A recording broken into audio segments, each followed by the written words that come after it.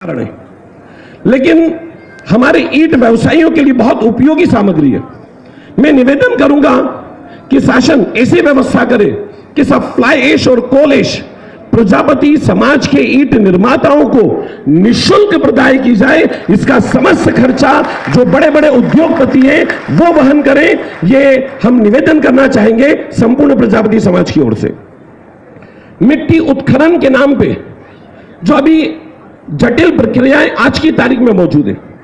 जिससे प्रजापति समाज ईंट निर्माण, मूर्ति निर्माण और अन्य प्रकार के निर्माण कार्यों के लिए सही समय पर मिट्टी की उपलब्धता नहीं हो पाती है। मैं माननीय महोदय से निवेदन करूंगा, मिट्टी उत्खनन की प्रक्रिया को, उसके लाइसेंस प्राप्त करने की प्रक्रिया को सरलीकृत किया जाए और सरलीकृत होने से जहां नदी नालों का गहरीकरण होगा वहीं प्रजापति समाज उस मिट्टी से इस राष्ट्र का निर्माण करेगा। ये वादा भारत का, संपूर्ण भारत का प्रजापति समाज आपसे करता है। मैं माननीय महोदय से निवेदन करना चाहूंगा कि शासकीय कार्यों में वर्तमान समय में ऑर्डर पास हुआ है कि सब सिर्फ फ्लाई ऐश की ईंटें यूज होगी। लाल ईंटें जो मिट्टी से बनी हुई है उनका निर्माण, उनका उपयोग प्रतिबंधित है।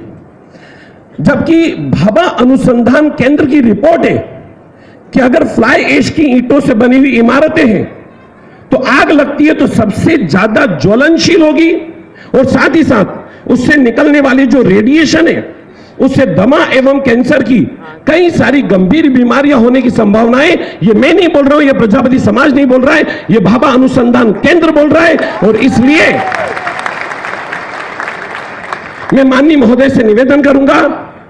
कि शासकीय निर्माण में फ्लाई ऐश की ईंटों को वैकल्पिक किया जाए ताकि ये जो गरीब प्रजापति समाज है उस गरीब प्रजापति समाज को भी अपनी लाल मिट्टी की जो ईंटें हैं उनको विक्रय करने का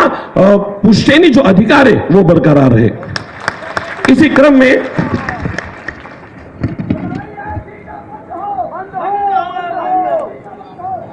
मूर्ति निर्माण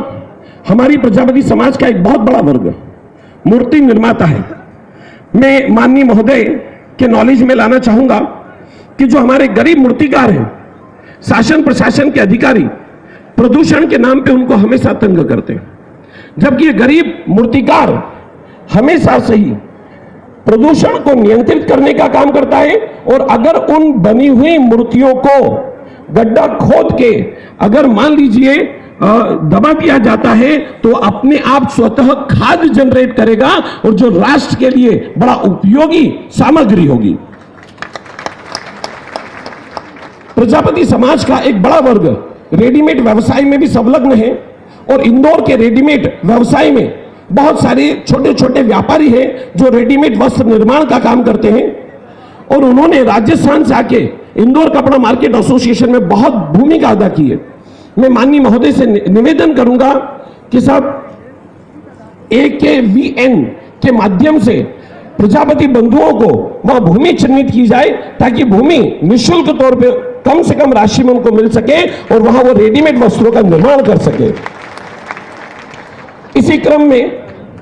माननीय महोदय का ध्यान में आकर्षित करना चाहूंगा